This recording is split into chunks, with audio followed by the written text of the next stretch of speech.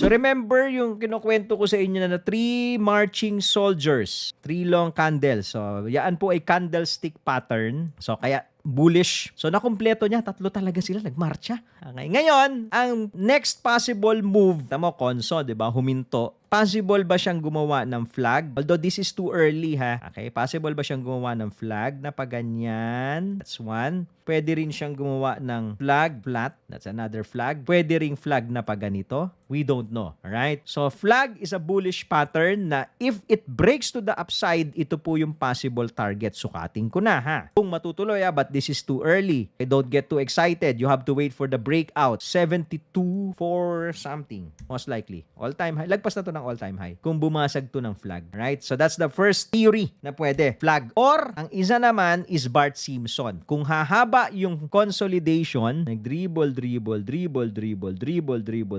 lumakpas na yung halvening, walang nangyari, pwede tayo mag-Bart Simpson, pabalik tayo dito somewhere here. Right? So, yun dalawang option na yan.